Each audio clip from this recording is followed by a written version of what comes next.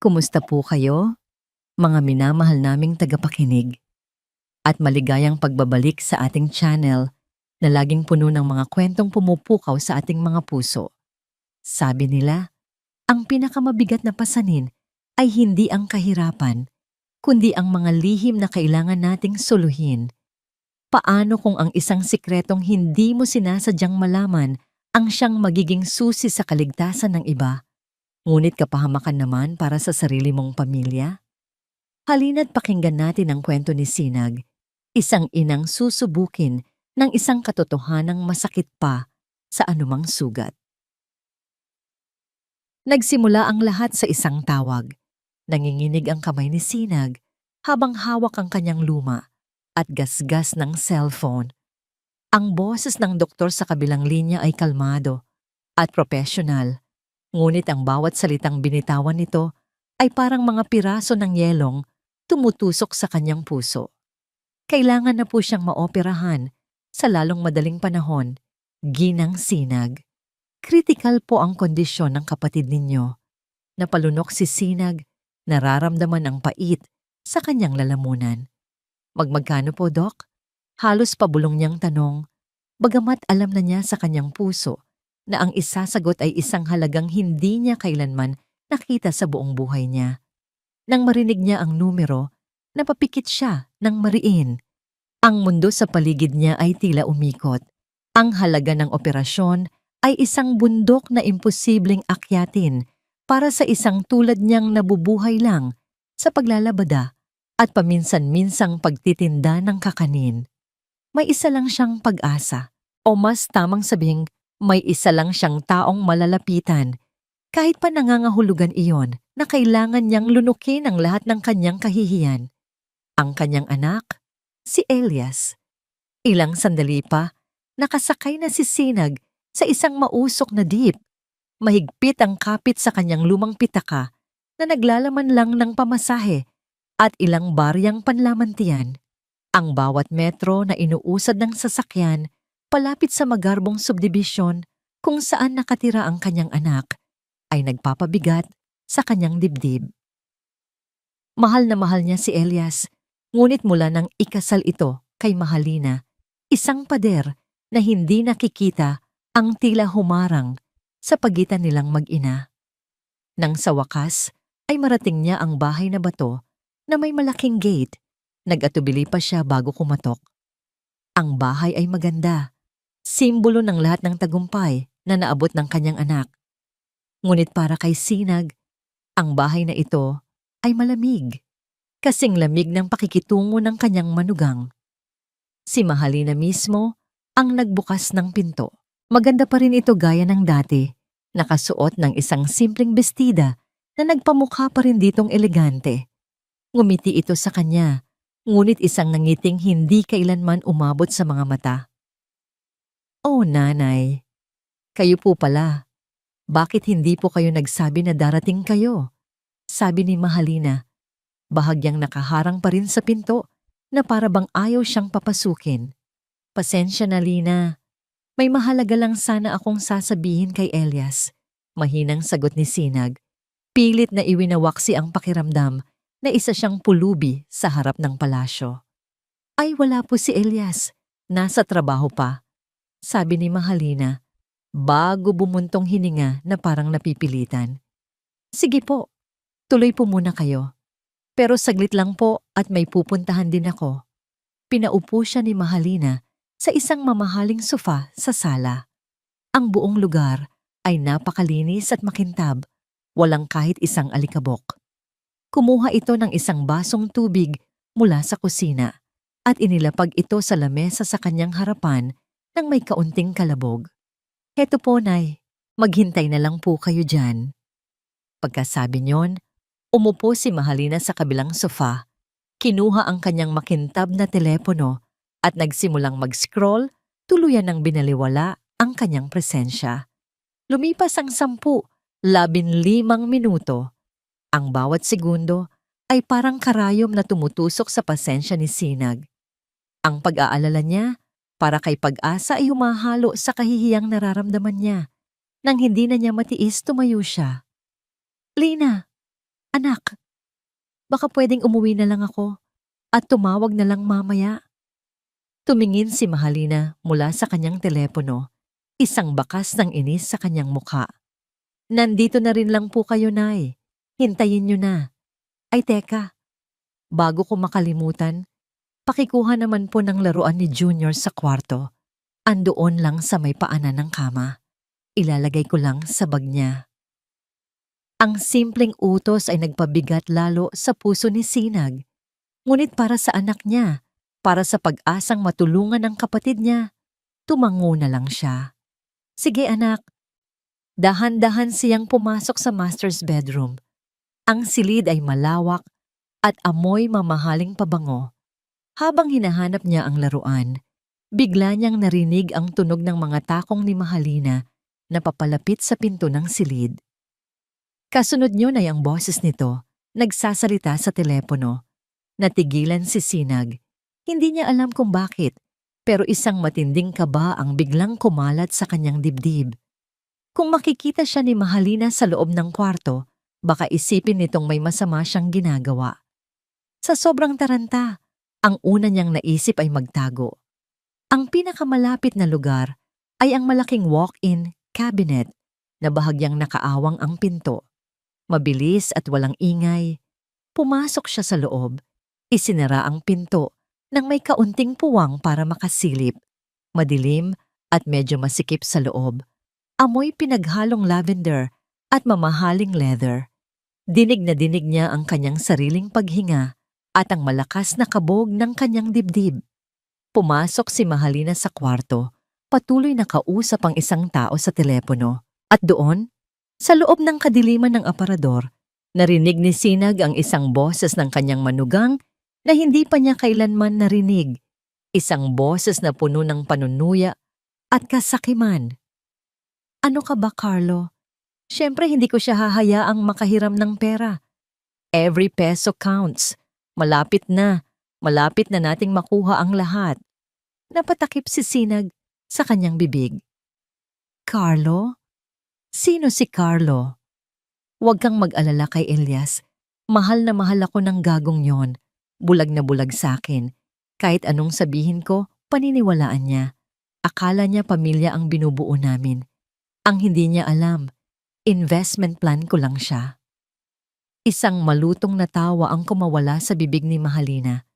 Ang bawat halakhak ay parang punyal na sumasaksak sa pandinig ni Sinag.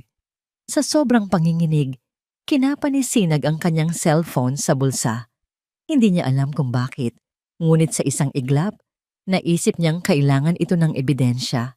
Nanginginig ang kanyang daliri habang pinipindot ang screen. Nagbabaka sakaling mahanap ang voice recorder. Sa kanyang pagmamadali, napindot niya ito. Isang maliit na pulang ilaw ang umilaw sa screen. Nagpatuloy si Mahalina. Ang mga salitang lumalabas sa bibig nito ay laso na unti-unting pumapatay sa puso ni Sinag. Sinabi nito ang lahat. Ang plano sa bahay, ang pagpapanggap, ang pagkamuhin nito sa kanilang pamilya. Pero ang huling sinabi nito, ang tuluyang nagwasak sa mundo ni Sinag. Oo, mahalaga ang bata, sabi ni Mahalina sa kausap. Ang boses niya ay malamig at puno ng kalkulasyon.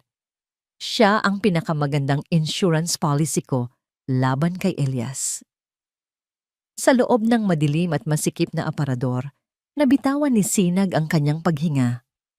Ang telepono ay muntik ng malaglag mula sa kanyang nanginginig na kamay. Ang apo na mahal niya. Ang batang dugo at laman ng kanyang anak ay isa lang palang kasangkapan, isang insurance policy. Hindi alam ni Sinag kung gaano katagal siyang nanatili sa loob ng aparador. Nakakulong sa dilim at sa bigat ng katotohanang kanyang narinig. Ang tanging gumagalaw lang sa kanya ay ang mabibilis na pintig ng kanyang puso. Nang marinig niya ang papalayo ng mga yapak ni Mahalina at ang pagsara ng pinto ng kwarto, doon lang siya muling nakahinga. Ilang minuto pa ang lumipas. Nang marinig niya ang tunog ng makina ng kotse mula sa garahe, alam niyang ligtas na siyang lumabas. Nanginginig ang kanyang mga tuhod nang dahan-dahan niyang binuksan ang pinto ng cabinet. Sumilip muna siya. Wala ng tao. Mabilis, ngunit maingat. Lumabas siya ng kwarto at halos takbuhin ang daan palabas ng bahay na yon. Hindi na niya nagawang magpaalam. Para saan pa? Nang makalabas siya sa malaking gate ng subdibisyon at makabalik sa maingay na kalsada, doon lang niya naramdaman na tila siya nasusuka. Ang sariwang hangin ay hindi sapat para alisin ang bigat sa kanyang dibdib. Naglakad siya ng walang tiyak na direksyon. Ang mga sasakyan at tao sa paligid ay parang mga anino lang na dumadaan. Ang tanging totoo sa mga sandaling iyon ay ang bigat ng cellphone sa kanyang kamay, isang bagay na dati paraan lang ng komunikasyon, pero ngayon naging sisidlan ng isang napakabigat na lason. Ang recording ay parang isang baga na nagbabagang bakal sa kanyang palad. Isang bahagi niya ay gustong itapon ito, kalimutan ang lahat ng narinig, at magpanggap na walang nangyari para protektahan ang pamilya ng kanyang anak. Ngunit ang isa pang bahagi, ang bahagi ng isang ina, ay sumisigaw na kailangan niyang iligtas si Elias mula sa isang ahas na kanyang pinatulog sa sarili niyang kama. Hindi niya namalayan na ang kanyang mga paa ay nagdala sa kanya pauwi sa maliit at sira-sira niyang tahanan. Isinara niya ang pinto at isinandal ang kanyang likod dito. Hinahabol ang kanyang paghinga. Ang katahimikan sa loob ng bahay ay mas nakakabingi kaysa sa ingay ng kalsada. Umupo siya sa isang lumang upuang kahoy sa gitna ng kanyang maliit na sala. Dumidilim na sa labas. Hindi niya binuksan ang ilaw. Sa dilim, kinuha niya ang isang pares ng lumang earphones mula sa isang kahon. Nanginginig ang kanyang mga kamay habang isinasaksak ito sa kanyang telepono. Pinindot niya ang play. Ang boses ni Mahalina ay muling umaling-awngaw. Ngayon ay direkta na sa kanyang mga tainga. Ang bawat salita, bawat tawa, bawat buntong hininga ay mas malinaw, mas matalas, mas masakit. Ang unang pakikinig ay puno ng pagkabigla. Hindi pa lubos na tanggap ng kanyang isipan ang kataksilan. Pinakinggan niya ulit. Sa pangalawang beses, ang pagkabigla ay napalitan ng matinding kirot. Nang marinig niya ang mga katagang, "Mahal na mahal ako," ng gagong yon, isang hikbi ang kumawala sa kanyang mga labi. Ang anak niya, ang kanyang mabait at mapagmahal na si Elias. Ganoon na lang pala ang tingin dito ng babaeng pinag-alayan nito ng lahat. At ang apo niya, isang insurance policy. Ang sakit ay parang mga bubog na dumudurog sa kanyang puso. Pinakinggan niya sa pangatlong beses. Ngayon, ang kirot ay dahan-dahang nag-aapoy at naging galit. Isang galit na hindi pa niya naramdaman sa buong buhay niya. Galit para sa panloloko. Galit para sa pag-abuso sa kabutihan ng kanyang anak. Isang galit ng isang inang nakitang sinasaktan ang kanyang supling. Bigla, isang alaala ang pumasok sa kanyang isip. Ang araw ng kasal ni na Elias at Mahalina. Naaalala pa niya ang nangiti ni Mahalina habang naglalakad ito sa altar. Ngunit naaalala rin niya ang isang saglit nang akala ng lahat ay walang nakatingin, na nakita niya ang malamig at makalkulang tingin sa mga mata nito habang tinititigan ang mamahaling singsing sa daliri. Noong mga panahong iyon, iwinaksi niya ang isiping iyon. Isang maling akala lang daw, sabi niya sa sarili. Ngayon, alam na niyang tama pala ang kanyang kutob. Habang nakaupo siya sa dilim, biglang umilaw ang screen ng kanyang telepono at nag-ring. Ang pangalan ni Elias ang lumitaw. Saglit siyang natigilan, hindi alam kung anong gagawin. Ngunit sa huli, huminga siya ng malalim at sinagot ito. Sinusubukang gawing normal ang kanyang boses. "Anak?" "Ma, kamusta po? Napatawag lang ako. Galing po ako sa trabaho.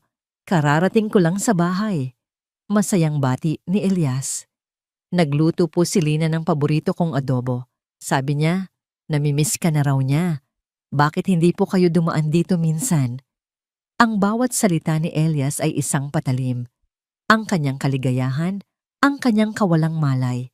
Hindi alam ni Sinag kung paano niya sasabihin ang katotohanang sisira sa mundong ito. Ngunit habang naririnig niya ang pagmamahal sa boses ng kanyang anak para sa babaeng iyon, alam niyang wala na siyang pagpipilian. Kailangan nitong malaman. Kailangan niyang protektahan ang kanyang anak. Elias, sabi ni Sinag, ang boses niya ay nanginginig na ngayon. Hindi dahil sa takot, kundi dahil sa bigat ng kanyang desisyon. Anak, kailangan nating mag-usap. Tungkol saan po, Ma? May problema po ba kay Tita Pag-asa? Huminga ng malalim si Sinag. Pinipiga ang telepono sa kanyang kamay. Hindi tungkol sa tita mo. Tungkol ito kay Mahalina. Ang boses ng kanyang ina sa kabilang linya ay nag-iwan ng isang butil ng kaba sa puso ni Elias. Pagkatapos ng tawag, ilang minuto siyang nakatitig lang sa kawalan. Tungkol ito kay Mahalina. Ang mga salitang yon ay paulit-ulit na umalingaw-ngaw sa kanyang isipan. Hindi niya ugaling mag-isip ng masama, lalo na kung tungkol sa dalawang pinakamamahal niyang babae sa mundo. Siguro ay may hindi lang sila pagkakaintindihan. O baka naman, namimiss lang siya ng kanyang ina at gumagawa lang ng paraan para magkita sila. Oo, siguro nga iyon lang. Kinabukasan, habang nagmamaneho papunta sa napag-usapan nilang kapihan, sinubukan niyang maging positibo. Dumaan pa siya sa isang maliit na panaderya para ibili ito ng paborito nitong ensaymada na may maraming keso sa ibabaw. Isang maliit na regalo, isang paalala na mahal niya ito, kahit na madalas ay abala siya sa trabaho at sa sarili niyang pamilya. Pagdating niya sa kapihan, nakita niya agad si Sinag na nakaupo sa isang mesa sa may sulok, malayo sa ibang mga tao. Ang paraan ng pagkakaupo nito, bahagyang hukot, ang mga kamay ay magkapatong sa ibabaw ng mesa na para bang nagdarasal, ay agad na nagpahiwatig sa kanya na mayroon ngang problema. Nawala ang ngiti sa kanyang labi at napalitan ito ng pag-aalala. Ma, bati niya habang marahang inilalapag ang maliit na kahon ng ensaymada sa mesa. Hinalikan niya ito sa pisngi. Malamig ang balat nito. Anak, salamat sa pagdating, sagot ni Sinag. Ang boses ay bahagyang paos. Okay lang po ba kayo? Tanong agad ni Elias. Tungkol po ba ito sa pera para kay Tita Pag-asa? Ma, sinabi ko naman po sa inyo, tutulong ako. Huwag na po kayong mag-alala. Umiling si Sinag, hindi tumitingin ng diretso sa kanya. Hindi lang tungkol doon, anak. Nag-order si Elias ng kape para sa kanilang dalawa. Sa mga sandaling naghihintay sila, ang katahimikan ay halos nakakabingi. Kitang-kita niya ang pag-aalinlangan sa mukha ng kanyang ina. Ang hirap nitong humanap ng tamang salita. Anak, alam mong mahal na mahal kita, panimula ni Sinag. At ang kaligayahan mo, ang pamilya mo, iyon ang pinakamahalaga sa akin. Alam ko po yon, Ma. Malumanay na sagot ni Elias, bagamat nagsisimula nang kumabog ng mas mabilis ang kanyang dibdib. Kaya mahirap para sa akin na sabihin, to. Pero kailangan mong malaman, nag-aatubiling sabi nito. Anak, kailangan mong mag-ingat kay Mahalina. Natigilan si Elias. Ang mga salitang yon ay parang isang malakas na sampal. Mag-ingat? Ano pong ibig niyong sabihin, Ma? Nakita niya ang paglunok ng kanyang ina. May mga naririnig ako, Elias. May mga bagay siyang ginagawa na hindi mo alam. Hindi siya tapat sa'yo. Sa isang iglap, isang pader na yari sa pag-ibig at pagtatanggol, ang biglang itinayo ni Elias sa paligid ng kanyang puso. Ang pag-aalala niya para sa ina ay biglang napalalitan ng pagkadismaya. Ito na nga ba ang sinasabi niya? Ang matagal nang hindi pagkagusto ng kanyang ina sa kanyang asawa. Maano po bang pinagsasabi ninyo? Sabi niya, ang tono niya ay bahagyang tumaas. Si Lina po ang pinag-uusapan natin dito, ang asawa ko, ang ina ng anak ko. Pero yun na nga, Elias. Hindi po totoo yan. Mabilis niyang putol sa sasabihin nito. Bigla, ang lahat ng magagandang alaala niya kasama si Mahalina ay parang mga sundalong humilera para ipagtanggol ito. Araw-araw, si Lina ang nag-aasikaso sa akin. Kay Junior. Tinitiis niya ang pagod ko galing sa trabaho. Pinapasaya niya ako kapag malungkot ako. Alam niyo ba, Ma? Na sinabi niya sa akin na gusto kanyang isama sa bakasyon namin sa susunod na taon. Ganoon siya kabait. Ganoon kanya iniisip. Ang bawat salita ay isang ladrilyo na nagpapatibay sa pader. Hindi niya po ako lolokohin. Mahal na mahal ako ni Lina at mahal na mahal ko siya. Nakita niya ang sakit sa mga mata ng kanyang ina, ngunit para sa kanya, ang sakit na yon ay dulot ng maling akala. Ma, please, huwag niyo namang sirain ang pamilya ko dahil lang hindi niyo matanggap si Lina. Ang mga salitang yon ang tuluyang nagpabagsak sa natitirang lakas ng loob ni Sinag. Nakita ni Elias ang pagtulo ng mga luha sa mga mata nito at kahit nasaktan siya sa nakita, mas nangingibabaw ang kanyang pagkadismaya. Hindi mo naiintindihan, anak. Umiiyak na, sabi ni Sinag. Ang hindi ko po maintindihan ay kung bakit ginagawa niyo to. Mariing sagot ni Elias. Tumayo siya. Hindi na makayanan ang bigat ng pag-uusap. Inilagay niya ang ilang pirasong pera sa ilalim ng kanyang tasa ng kape. Pasensya na po, Ma. Pero kailangan ko nang umalis. Hindi na niya hinintay ang sagot nito. Mabilis siyang naglakad palabas ng kapihan. Iniwan ang kanyang inang umiiyak at ang ensaymadang hindi man lang nagalaw sa ibabaw ng mesa. Sa biyahe pauwi, naghahalo ang galit at lungkot sa kanyang dibdib. Galit dahil sa pakiramdam niya'y hindi nire-respeto ng kanyang ina, ang kanyang desisyon, ang kanyang pamilya. At lungkot dahil nasaktan niya ito. Pagdating niya sa bahay, sinalubong siya ng isang matamis na ngiti at isang mahigpit na yakap mula kay Mahalina. Ang bango nito, ang lambing nito, ito ang kanyang paraiso, ang kanyang tahanan. Paano magagawa ng kanyang ina na pagdudahan ang lahat ng ito? Mahal, anong problema? Bakit ganyan ang itsura mo? Malambing na tanong ni Mahalina habang hinahaplos ang kanyang mukha. Hindi na napigilan ni Elias. Ikinuwento niya ang lahat. Ang mga sinabi ng kanyang ina. Habang nagsasalita siya, nakita niya ang dahan-dahang pagbabago sa mukha ni Mahalina. Ang nangiti nito ay nawala at ang mga mata nito ay nagsimulang mamasa.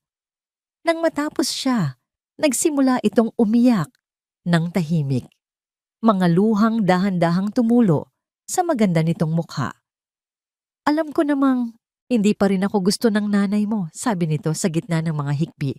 Pero hindi ko akalain na kaya niyang gumawa ng ganoong kasinungalingan para lang sirain tayo. Niyakap niya ito ng mahigpit. Ang bawat patak ng luha nito ay nagpatibay sa kanyang paniniwala. Ang kanyang ina ang nagkakamali. Ang kanyang asawa ang biktima. Shh, tahan na, sabi niya habang hinahagkan ng buhok nito. Huwag mo nang isipin yon. Ako ang bahala. Kakausapin ko ulit si Mama. Hindi ko hahayaang saktan kanya. Habang yakap niya ang kanyang asawa, hindi niya nakita ang saglit na pagbabago sa ekspresyon ni Mahalina sa likod ng mga luha nito. Isang malamig, makalkulang tingin na nagpaplano na ng susunod nitong hakbang. Pagkatapos ng masakit na pag-uusap nila ni Elias, alam ni Sinag na isang digmaan ang kanyang sinusuong. Isang digmaan na dehado siya. Ang kalaban niya ay hindi lang ang kanyang manugang. Kalaban niya ang pag-ibig na bumulag sa kanyang sariling anak. Ang tanging sandatan niya ay ang recording sa kanyang telepono. Ngunit alam niyang kung ipipilit niya ito nang hindi handa si Elias, lalo lang itong magagalit at hindi maniniwala. Kailangan niyang maghintay ng tamang pagkakataon. Ngunit si Mahalina ay hindi marunong maghintay. Kinabukasan, Nagulat si Sinag nang may kumatok sa kanyang pinto. Nang buksan niya ito, bumungad sa kanya ang nakangiting mukha ni Mahalina.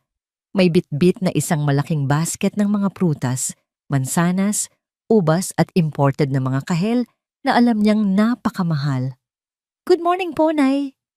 Masayang bati ni Mahalina na para bang walang anumang nangyari. "Napadaan lang po ako. Pinag-alala niyo po kasi ako kahapon."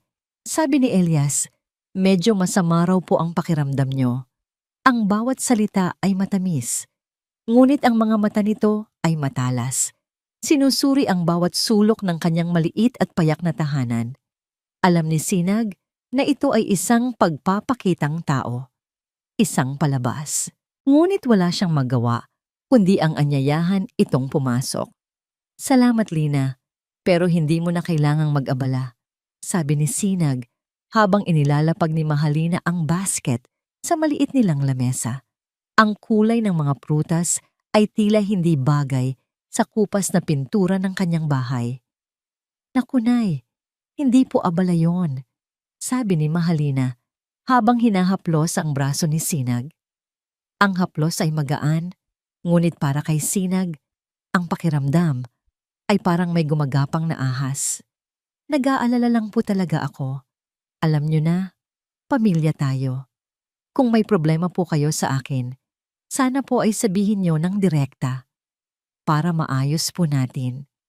Ito ay isang patibong, isang hamon na nakabalot sa pekeng pag-aalala. Alam ni Sinag na anumang sabihin niya ay babaliktarin at gagamitin laban sa kanya. Kaya't pinili niyang manahimik at ngumiti ng pilit. "Wala namang problema, anak. Salamat sa pagdalaw." Hindi nagtagal si Mahalina, ngunit bago ito umalis, niyakap siya nito ng mahigpit. "Mag-iingat po kayo lagi, Nay." Bulong nito, ang boses ay puno ng paglalambing. Ngunit naramdaman ni Sinag ang panlalamig sa likod nito, isang babala. Nang makaalis na si Mahalina, napaupo si Sinag sa upuan. Ang basket ng prutas sa lamesa ay tila isang tropeo ng tagumpay para sa kanyang manugang. Hindi pa nakakalipas ang isang oras, tumawag si Elias. "Ma, tumawag po sa akin si Lina." Panimula agad ni Elias. Ang boses nito ay hindi na galit, ngunit may bahid ng panunumbat. "Nakita mo na, Ma? Mabait si Lina. Binisita ka pa. Nag-aalala siya sa'yo. Baka naman po nagkamali lang kayo ng hinala sa kanya." Napapikit si Sinag. Perpekto ang pagkakaplano. Si Mahalina ang gumawa ng eksena at ang kanyang anak ang tagapanood na walang kamalay-malay. Anong isasagot niya? Na peke ang lahat? Na ang pagdalaw na yon ay isang pagbabanta? Sino ang paniniwalaan ni Elias? Ang inang puno ng hinala o ang asawang perpekto at mapagmahal? "Salamat sa paalala, anak." Iyon na lang ang nasabi niya. Kinagabihan, habang nililinis ni Sinag ang sahig, may napansin siyang kumikinang malapit sa paanan ng upuang inupuan ni Mahalina kanina. Yumuko siya para pulutin ito. Isa itong maliit at mumurahing hikaw na may pekeng diamante. Tiyak siyang hindi ito sa kanya. Agad niyang naintindihan. Iniwan ito ni Mahalina. Ngunit bakit? Ano ang plano nito? Itinago niya ang hikaw sa isang maliit na lata. Ang isip niya ay puno ng pagtataka at kaba. Ang sagot ay dumating sa anyo ng isa na namang tawag sa telepono mula kay Elias. Ilang oras lang ang nakalipas. Ngunit ngayon, ang boses ng kanyang anak ay hindi na malumanay. Ito ay puno ng pag-aalinlangan at sakit. Panimula ni Elias. Ang boses ay mabigat. "Kasama ko po si Lina ngayon." Umiiyak siya. Natahimik si Sinag, hinihintay ang susunod na sasabihin nito. "Ma, nawawala daw po kasi yung hikaw na bigay ko sa kanya." Pagpapatuloy ni Elias, hirap na hirap sa pagsasalita. Sa likod, naririnig ni Sinag ang pekeng mga hikbi ni Mahalina. "Isang set po yon. Yung isa na lang ang natira," ang sabi niya. Ang huli niyang naaalala, suot niya yon nung binisita kanya kaninang umaga. Ang linya ay nanatiling bukas, ngunit walang nagsasalita. Naramdaman ni Sinag ang paglamig ng kanyang buong katawan. Ngayon, naiintindihan na niya ang lahat. Hindi ito simpleng pagdalaw. Ito ay pagtatanim ng ebidensya.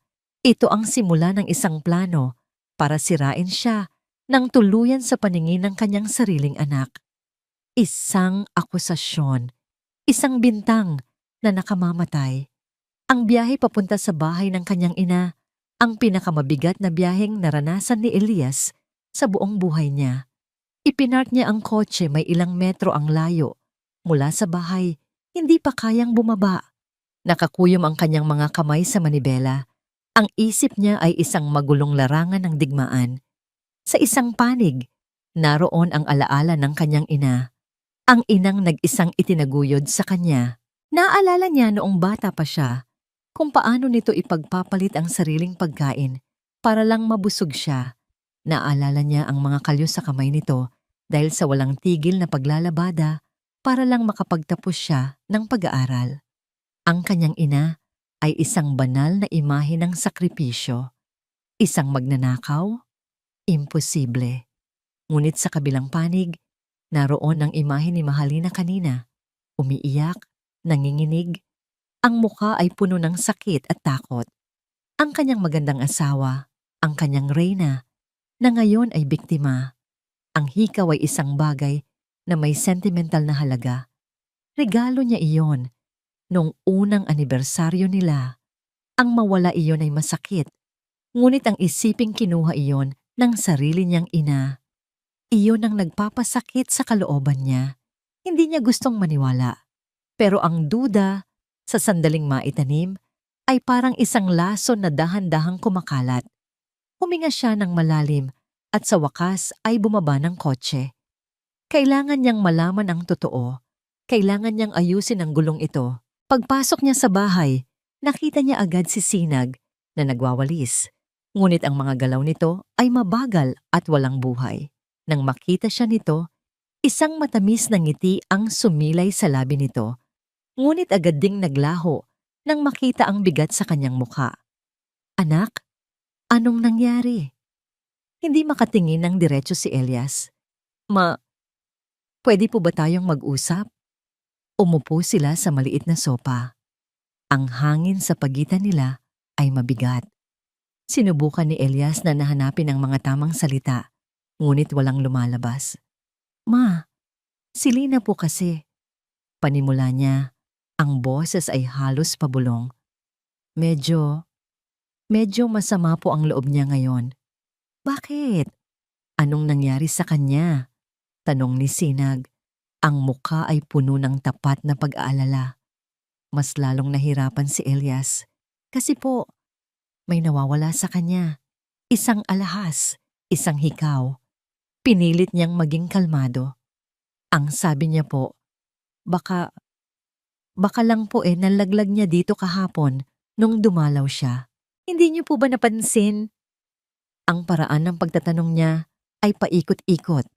Ngunit alam nilang pareho kung ano ang tunay na kahulugan nito. Nakita ni Elias ang unti-unting pagbabago sa mukha ng kanyang ina. Mula sa pag-aalala, ito ay naging pagkalito, tapos pagkabigla, at sa huli, isang sakit na hindi kayang itago. Isang sakit na parang sinaksak siya ng paulit-ulit. Nagsimulang mamasa ang mga mata ni Sinag, ang kanyang mga labi ay bahagyang nanginig. Elias, sabi nito, ang boses ay basag. Ano ang gusto mong sabihin? Hindi naman po sa ganoon, ma, pero ano ang tingin mo sa akin? Putol ni Sinag, ang mga luha ay nagsimula nang tumulo sa kanyang mga pisngi. Pinalaki kitang maging matapat. Tinuruan kitang huwag kumuha ng bagay na hindi sayo. Tumingin ito ng diretso sa kanyang mga mata at nakita ni Elias ang pagkadurog ng puso nito. At ngayon, sa tingin mo magnanakaw ang nanay mo? Ang bawat salita ay isang dagok sa konsensya ni Elias. Gusto niyang bawiin ang lahat, ngunit huli na. Ang laso ng duda ay naisatinig na. Sa sobrang sakit at galit na naramdaman, biglang tumayo si Sinag. Ang kanyang pagiging mahinahon ay biglang naglaho na parang bula. Hindi ako magnanakaw. Sigaw nito. Ang boses ay puno ng pait. Ang babaeng hindi niya kailanman naririnig na magtaas ng boses ay sumisigaw na ngayon sa kanyang harapan. Ang asawa mo ang manloloko. Sa kanyang galit, kinuha nito ang cellphone mula sa bulsa. Gusto mong malaman ang totoo, Elias? Ha? Ito! Ito ang totoo! Nanginginig ang mga kamay nito habang kinakalikot ang screen na para bang hindi sigurado kung ano ang pinipindot. Sa kanyang pagmamadali, sa halip na mahanap ang tamang file, aksidente niyang napindot ang play sa huling recording na kanyang pinakinggan. Isang maikli, ngunit napakalinaw na piraso ng boses ang biglang pumuno sa katahimikan ng silid. Boses ni Mahalina. Wala akong pakialam kay Elias. Natigilan si Sinag. Mabilis niyang pinatay ang telepono, ngunit huli na ang lahat. Ang 3 segundong yon ay parang isang walang hanggan.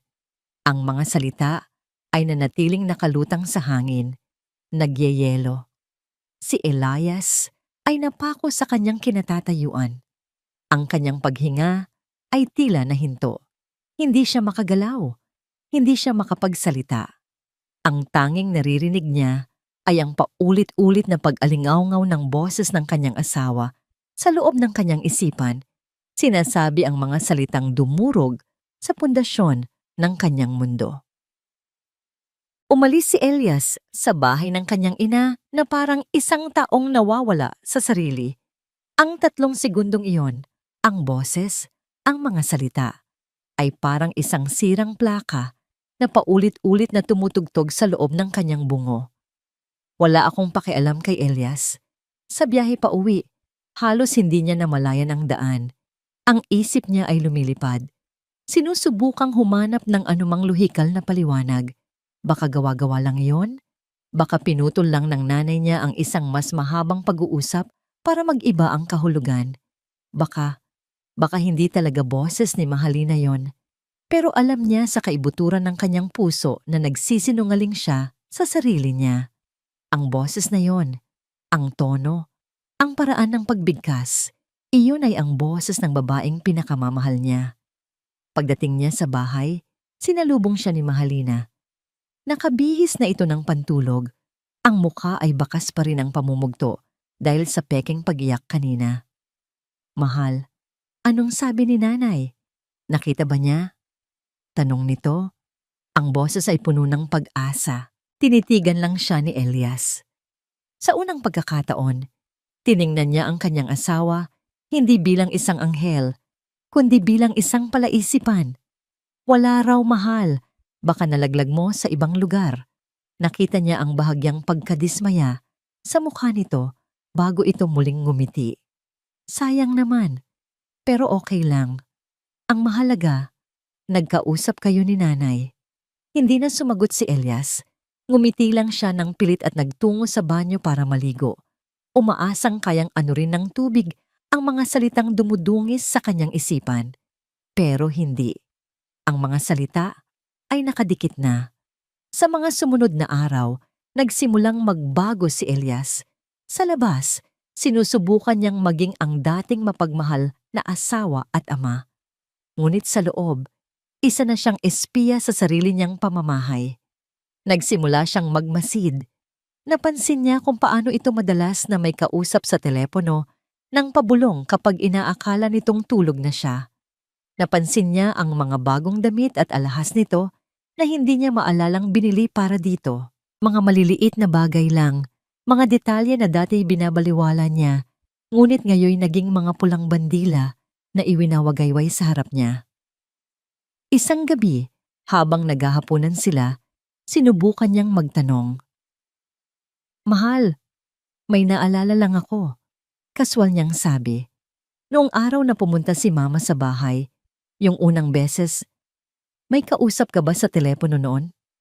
Nakita niya ang saglit na pagtigil ni Mahalina sa pagsubo. 1 segundo lang yon, ngunit sapat na. Ha?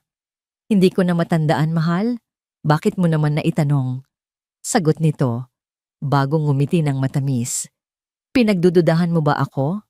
Muli, ang tanong ay ibinalik sa kanya. Isang perpektong depensa.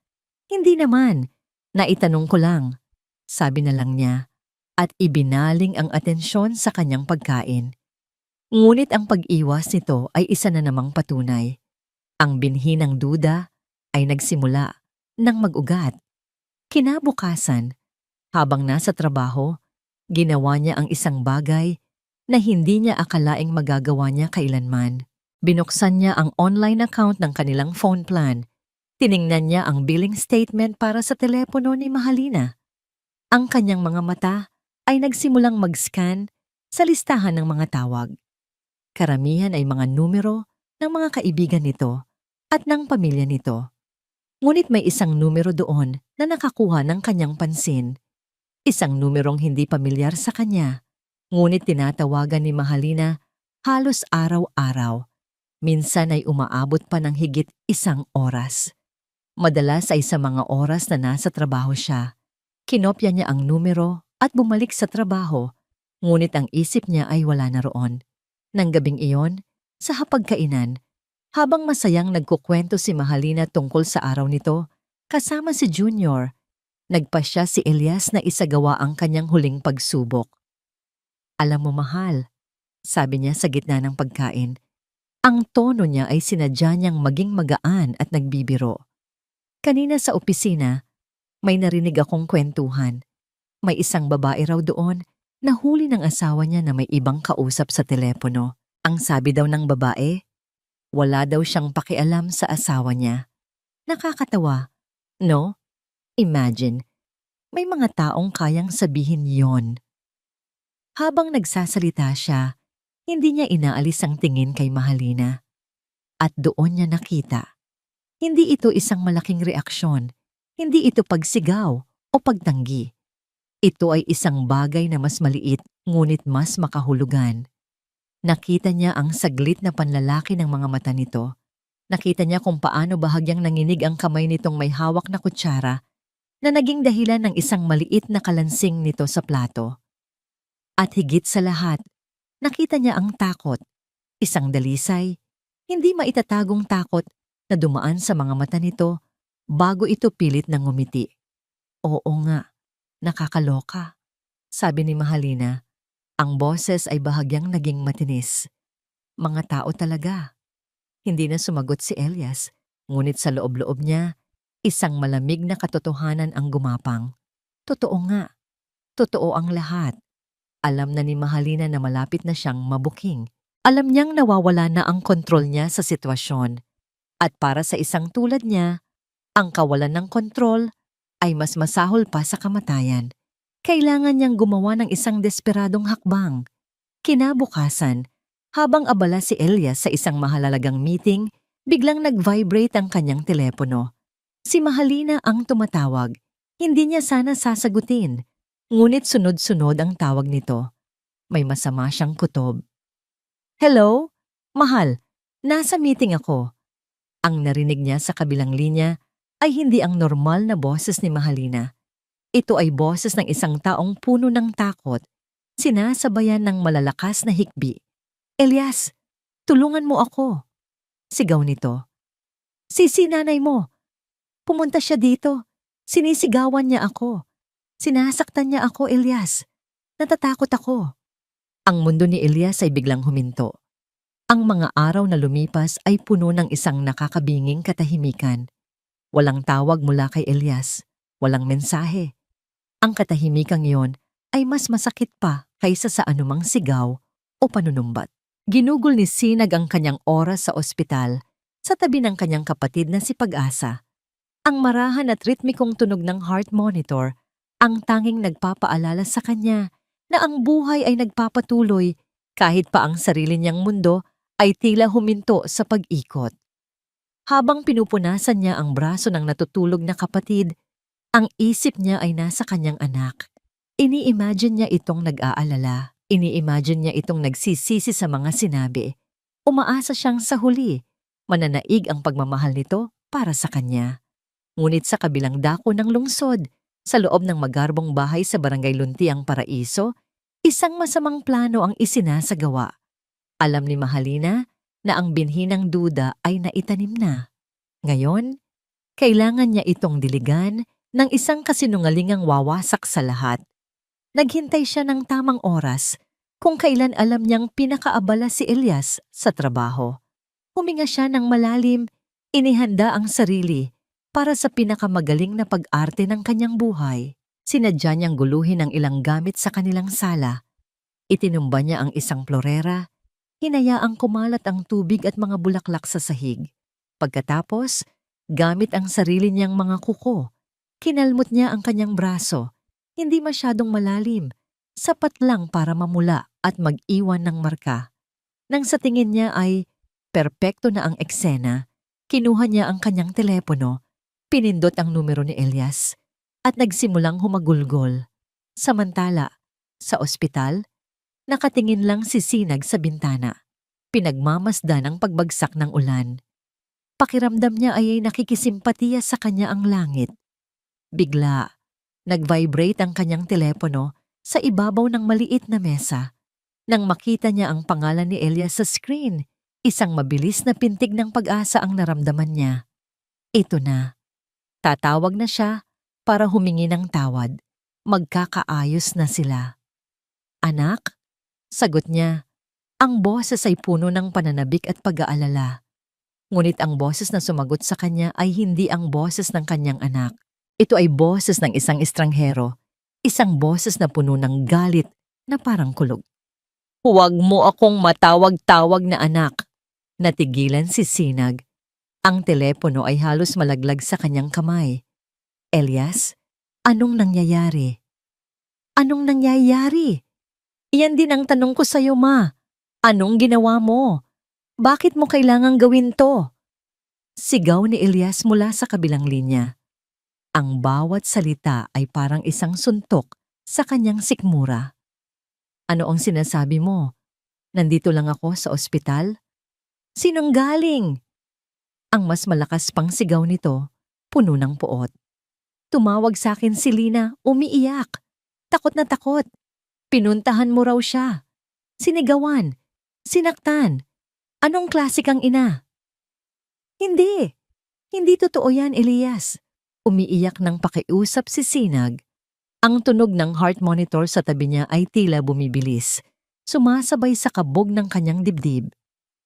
Nandito lang ako buong araw, tanungin mo pa ang mga nurse. Maniwala ka sa akin, anak. Maniwala? Paano ako maniniwala sa'yo? Lahat ng ginawa mo, mula simula, puro paninira lang kay Lina. Hindi ka tumigil hanggat hindi mo nasisira ang buhay ko, ang pamilya ko. Ang bawat salita ni Elias ay isang hatol, isang paghuhusga na walang apela. Hindi na siya pinakinggan.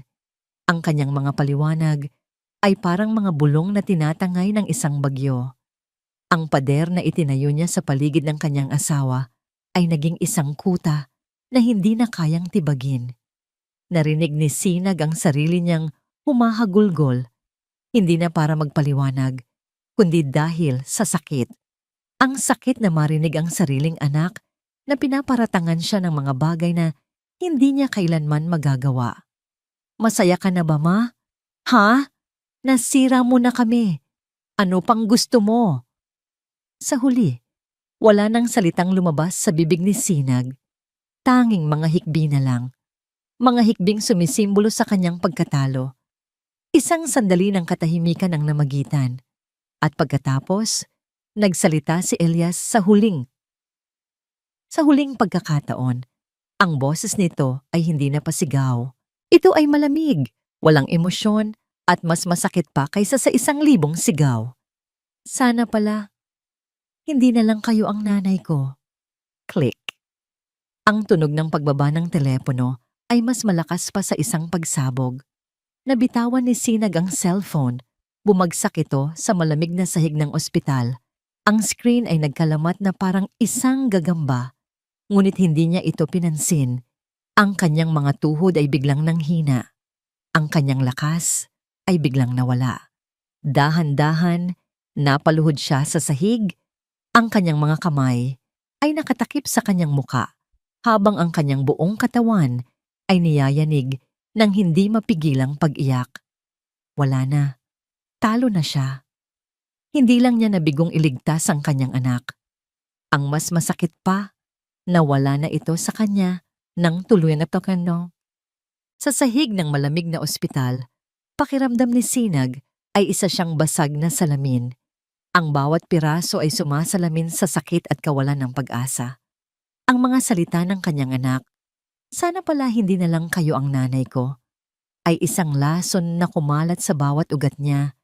Pinamanhid ang kanyang puso. Pinatay ang kanyang kaluluwa. Hindi niya alam kung gaano siya katagal na nakaluhod doon. Ang tanging naririnig ay ang sarili niyang mga hikbi. Ang mundo sa labas ng pintuan ng silid ay nagpatuloy. Mga yabag ng mga nurse, ang mahinang anunsyo sa intercom. Ngunit sa loob ng kanyang mundo, ang lahat ay gumuhuna. Isang mahinang kamay ang humaplos sa kanyang balikat.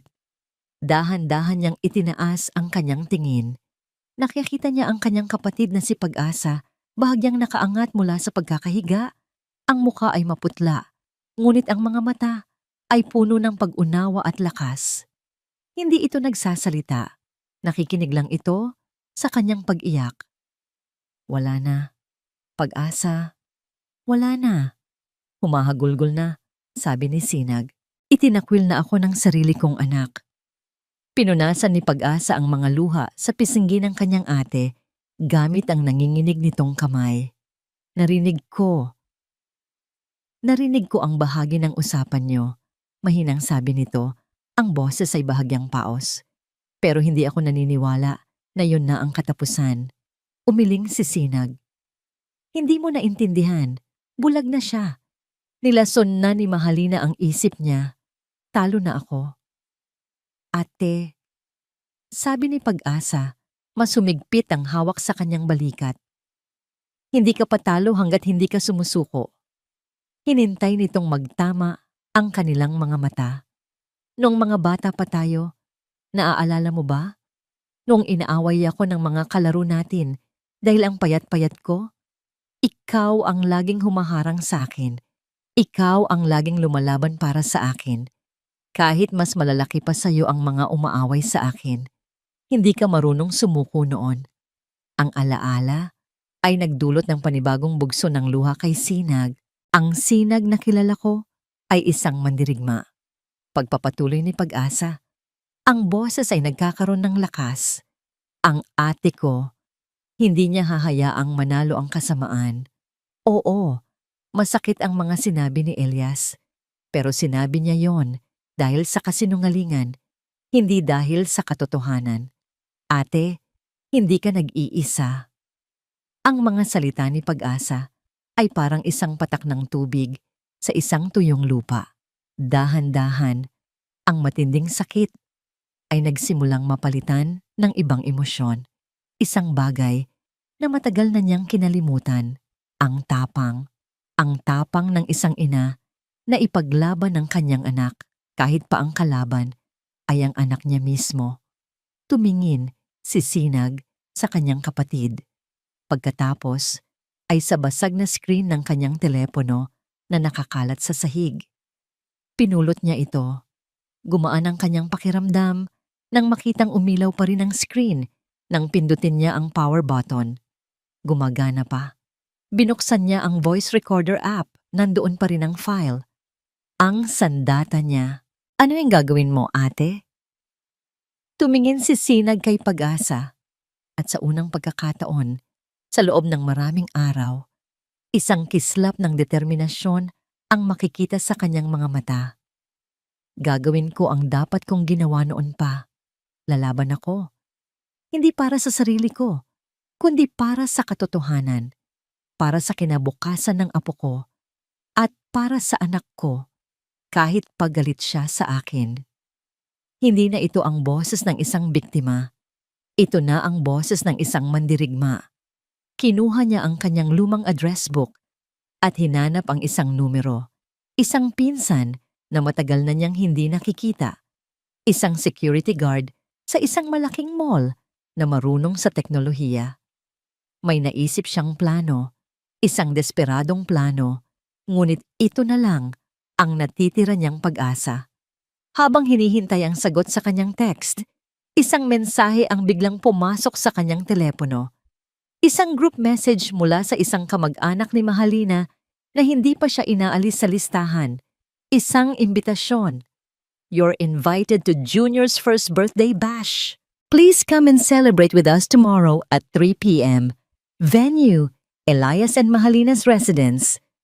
Napangiti si Sinag, ngunit isang ngiting mapait at puno ng determinasyon. Hindi nila siya inaasahan. Hindi nila alam na darating siya. Ito na. Ito na ang pagkakataon. Ang pagdiriwang na dapat ay puno ng saya ay magiging isang entablado para sa katotohanan. Ang bahay ni na Elias at Mahalina ay puno ng tawanan, masayang musika, at amoy ng masasarap na pagkain. Ang mga lobo na may kulay asul at puti ay nakasabit sa bawat sulok. Isang malaking banner na may nakasulat na Happy First Birthday Junior ang sentro ng dekorasyon. Ang lahat ay perpekto. Ang lahat ay isang magandang larawan ng isang masaya at matagumpay na pamilya. Si Elias ay nakatayo sa isang tabi. Karga-karga ang kanyang anak. Pilit nang ngumingiti sa mga bisita. Sinusubukan niyang maging masaya para sa kanyang anak. Ngunit sa likod ng kanyang mga ngiti, ang kanyang puso ay mabigat. Ang mga salitang binitiwan niya sa kanyang ina ay parang mga tinik na nakabaon sa kanyang lalamunan. Alam niyang nasaktan niya ito ng sobra, ngunit ang galit at pagkadismaya na naramdaman niya noong araw na yon ay bumulag sa kanya. Pinili niyang paniwalaan ang kanyang asawa. Pinili niyang protektahan ang kanyang pamilya. Si Mahalina naman ay ang perpektong hostess. Bumabati sa bawat bisita. Ang kanyang tawa ay parang musika sa pandinig. Ang kanyang muka ay nagliliwanag sa tagumpay. Nanalo siya. Ang kanyang biyenan ay wala na sa eksena. Ang kanyang asawa ay nasa ilalim ng kanyang kontrol.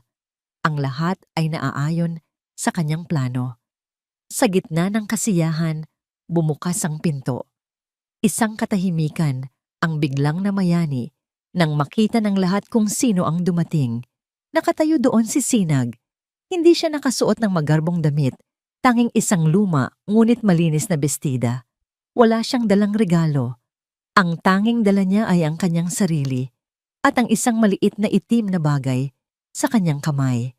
Isang portable Bluetooth speaker na hiniram niya sa kanyang pinsan. Ang mga mata ng lahat ay napako sa kanya. Ang mga bulungan ay nagsimula. Si Mahalina ang unang nakabawi sa pagkabigla. Isang anino ng inis at takot ang dumaan sa kanyang mukha bago ito muling napalitan ng isang pekeng ng ngiti. Nay, anong ginagawa niyo dito? Hindi siya pinansin ni Sinag. Ang kanyang mga mata ay nakatuon lamang sa isang tao, sa kanyang anak. Agad na lumapit si Elias. Ang mukha ay puno ng pagkalito at galit. Ma, ano ang ginagawa niyo dito? Hindi ba't sinabi ko na Alam ko ang sinabi mo, anak. Mahinahong putol ni Sinag. Ang kanyang boses ay hindi nanginginig. Ito ay kalmado, ngunit puno ng bigat. Pero apo ko ang may kaarawan at may dala akong espesyal na regalo para sa kanya. Hindi namin kailangan ng regalo niyo, singit ni Mahalina. Papalapit sa kanila. Sinubukan nitong hawakan ang braso ni Elias, isang kilos ng pag-aari. Umalis na po kayo, Nay. Nakakaya sa mga bisita. Si Mahalina ay gumaganap bilang biktima. Ang kanyang boses ay puno ng pakiusap. Nagpapaawa kay Elias na protektahan siya mula sa masamang biyenan. Mahal, please, paalisin mo na siya. Ngunit hindi natinag si Sinag. Tumingin siya sa paligid, sa mga mukha ng pamilya ni Mahalina, sa mga kaibigan nilang nagkukunwaring walang nakikita. Pagkatapos, tumingin siyang muli ng diretso sa mga mata ni Elias. Ang mga matang minsan ay puno ng pagmamahal para sa kanya, ngayoy puno ng pagdududa. Anak, patawarin mo ako. Ngunit kailangan mong marinig ang katotohanan. Bago pa man makakilos si Elias o si Mahalina, Itinaas ni Sinag ang kanyang kamay. Sa isang mabilis na kilos, pinindot niya ang isang button sa kanyang telepono at ang isa pa sa maliit na speaker. Isang maliit na tunog ang narinig, hudyat na konektado na ang dalawa. "Anong ginagawa mo?" Sigaw ni Mahalina. Ang pagkukunwari ay biglang naglaho at napalitan ng purong pagkasindak. Sinubukan niyang agawin ang speaker, ngunit huli na ang lahat. Itinaas ni Sinag ang speaker. Tumingin siya sa kanyang anak sa huling pagkakataon. Ang kanyang mga mata ay puno ng sakit at pagmamahal at pinindot niya ang play. Isang katahimikan ang bumalot sa buong bahay at pagkatapos, isang boses ang pumuno sa hangin. Isang boses na pamilyar sa lahat. Ang boses ni Mahalina. Malinaw na para bang nagsasalita ito sa tabi nila. "Plano ko ang lahat, Carlo, mula sa pagpapakasal hanggang sa pag-aanak." Ang lahat ng tao sa silid, kasama na si Elias, ay natigilan. Ang kanilang mga muka ay nagpapakita ng lubos na pagkabigla. Ang party ay huminto. Ang mundo ay huminto. Ang bawat salita na lumalabas sa speaker ay parang isang malakas na sampal sa muka ng bawat taong naroroon. Ang masayang party ay naging isang silid ng paghuhukom. "Huwag kang mag-alala kay Elias. Mahal na mahal ako ng gagong yon. Bulag na bulag sa akin. Akala niya pamilya ang binubuo namin. Ang hindi niya alam, investment plan ko lang siya." Ang boses ni Mahalina ay nagpatuloy, walang awa, walang pagtatago.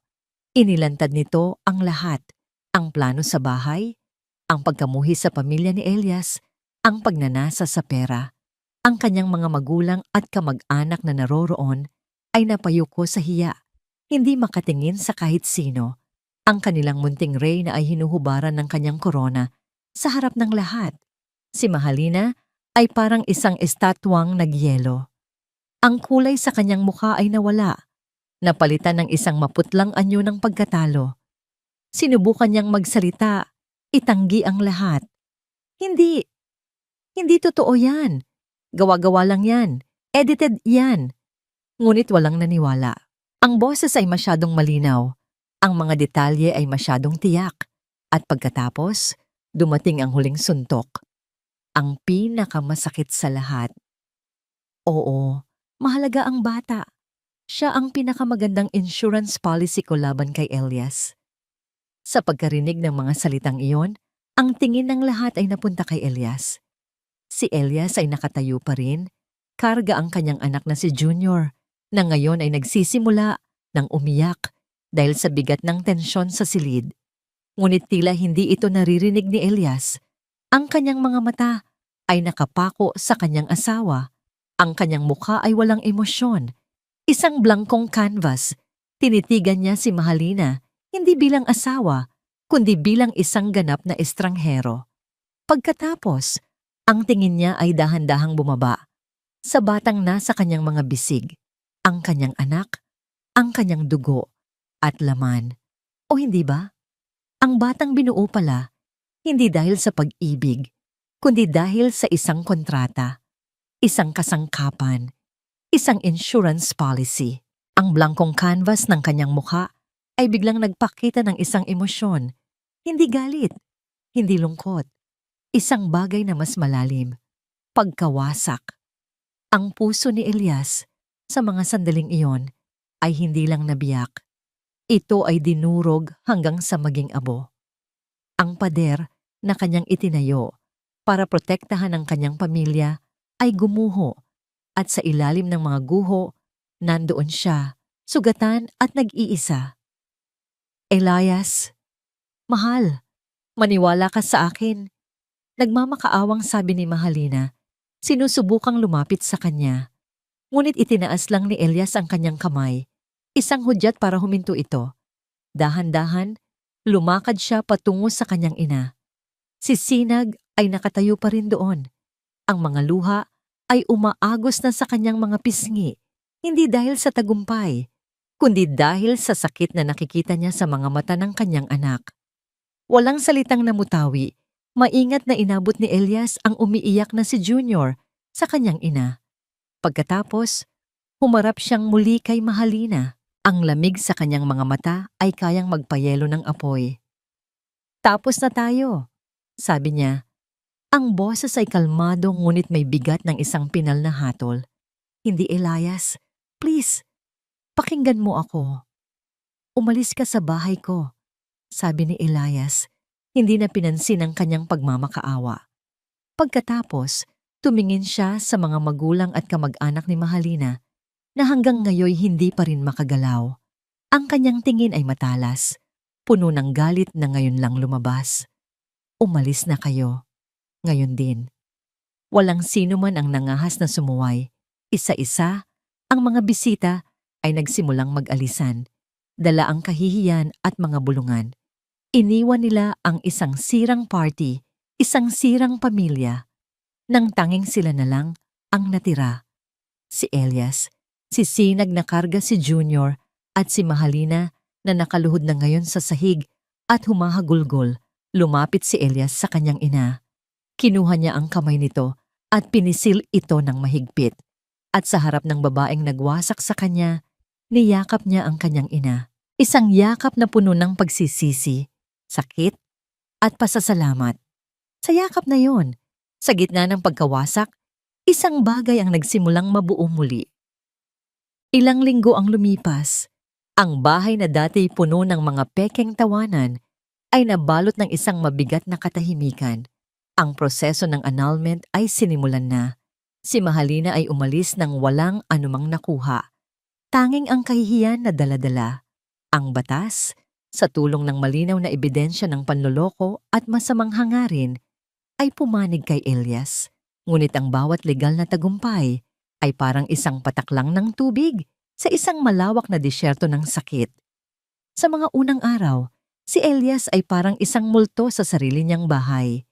Madalas siyang nakaupo lang sa sala, nakatitig sa kawalan. Ang isip ay paulit-ulit na binabalikan ang bawat kasinungalingan, bawat pagpapanggap, bawat matamis na salita na ngayon ay lasang-lason. Si Sinag ang nanatili sa kanyang tabi. Hindi ito nagsasalita ng marami. Hinahayaan lang niya ang kanyang anak na danasin ang sakit. Nagluluto siya ng pagkain na madalas ay hindi ginagalaw ni Elias. Nililinis niya ang bahay na puno ng mga alaala ng isang huwad na pamilya. At higit sa lahat, inaalagaan niya si Junior, ang batang naging simbolo ng lahat ng sakit, ngunit siya ring tanging dahilan para bumangon. Isang hapon, natagpuan ni Sinag si Elias na nakaupo sa sahig ng nursery room, hawak ang isang maliit na laruang eroplano. Ang mga mata nito ay nakatitig dito, ngunit ang isip ay malayo. "Dinalaw ko si Pag-asa kanina," mahinang sabi ni Sinag habang umuupo sa tabi niya. Unti-unti na siyang lumalakas. Ang sabi ng doktor, maganda ang pag-unlad niya. Hindi sumagot si Elias. "Nagpasya na akong ibenta ang maliit na bahay ko, anak." Pagpapatuloy ni Sinag. "Kulang pa kasi para sa huling bayarin sa ospital." "Okay lang. Pwede naman akong tumira muna sa..." "Hindi," biglang sabi ni Elias. Ang kanyang boses ay garalgal dahil sa matagal na hindi pagsasalita. Tumingin siya sa kanyang ina at sa unang pagkakataon, nakita ni Sinag ang isang kislap ng buhay sa mga mata nito. "Hindi niyo po ibebenta ang bahay niyo, ma?" Tumayo si Elias. "Ang bahay na ito," sabi niya, habang iginagala ang kanyang paningin sa paligid. "Ang bahay na ito ang ibebenta ko. Bawat sulok nito may alaala ng kasinungalingan. Hindi tayo pwedeng magsimula ulit dito." Nang mga sumunod na araw, isang bagong Elias ang nakita ni Sinag. Kumikilos na siya. Nagsimula siyang mag-empake ng mga gamit. Ang mga damit ni Mahalina, mga litrato nila, lahat ng bagay na magpapaalala sa kanya dito ay inilagay niya sa mga kahon at ipinamigay. Ang natira lang ay ang mga gamit niya at ni Junior. Isang gabi, matapos mailigpit ang halos lahat ng gamit, nagtimpla si Sinag ng kape at umupo sa tabi ni Elias sa balkonahe. Ang tanging ilaw lang nila ay ang buwan. Ma, basag ni Elias sa katahimikan. Patawad. Isang salita lang yon, ngunit naglalaman ito ng isang karagatan ng pagsisisi. Patawad po dahil hindi ako naniwala. Patawad dahil binulag ako. Patawad dahil nasaktan ko kayo ng sobra. Hinawakan ni Sinag ang kamay ng kanyang anak. Magaspang ito at pagod. Walang ina ang hindi nagpapatawad sa kanyang anak. Elias, ang mahalaga, gising ka na. Tumingin si Elias sa malayo. Ang mga mata ay nagsimulang mamasa. Paano po ako magsisimula ulit, ma? Paano ko titingnan si Junior nang hindi naaalala na ginamit lang siya? Ito ang tanong na bumabagabag sa kanya gabi-gabi. Ang sakit ng pagtataksil ng isang asawa ay isa. Ngunit ang katotohanang ang sarili niyang anak ay bahagi ng isang masamang plano ay ibang klase ng sugat. Tingnan mo siya bilang isang biyaya, mahinang sagot ni Sinag. Hindi mahalaga kung paano siya nagsimula, Elias. Ang mahalaga, nandito siya. Dugo mo siya, laman mo siya. At higit sa lahat, isa siyang inosenteng bata na nangangailangan ng pagmamahal ng isang ama. Siya ang dahilan para bumangon ka. Hindi siya ang iyong insurance policy. Siya ang iyong pag-asa. Sa mga salitang iyon, ang huling pader na nakaharang sa puso ni Elias ay tuluyan ng gumuho. Ang mga luhang matagal na niyang pinigilan ay bumuhos na parang ulan. Humagulgol siya na parang isang bata sa balikat ng kanyang ina. Para sa nawalang pag-ibig, sa nasirang tiwala, at sa pamilyang hindi naman pala totoo. Niyakap lang siya ni Sinag ng mahigpit. Hinayaan niyang ilabas nito ang lahat ng sakit. Inaalis ang lahat ng lason. Ang paghilo may nagsimula na. Ilang araw ang lumipas. Sa huling pagkakataon, tumayo sila sa harap ng bahay na ngayon ay wala ng laman. Isang for sale sign ang nakasabit na sa gate. Saan tayo pupunta, ma? Tanong ni Elias. Karga si Junior. Ngumiti si Sinag. Uuwi tayo, anak. Sa isang lugar na mas maliit pero mas totoo. Habang papalayo sila, hindi na nila nilingon ang bahay. Ang nakaraan ay nasa likod na nila. Sa kanilang harapan, kahit hindi pa malinaw, ay isang bagong simula. Isang taon ang lumipas.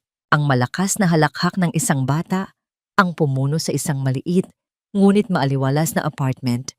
Si Junior, na ngayon ay halos 2 taong gulang na, ay masayang nagtatakbo sa sala, hinahabol ang isang bolang goma na inihagis ng kanyang ama.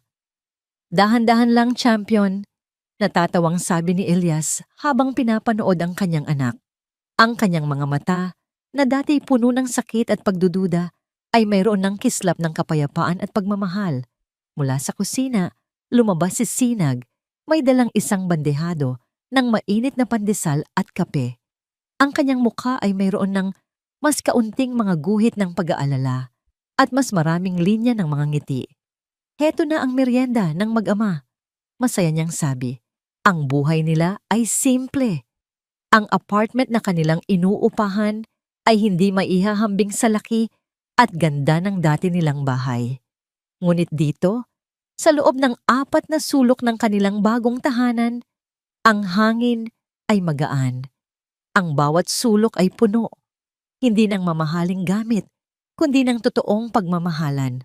Si Pag-asa, na ngayon ay tuluyan ng magaling mula sa kanyang operasyon, ay madalas dumalaw, nagdadala ng kwento at tawanan.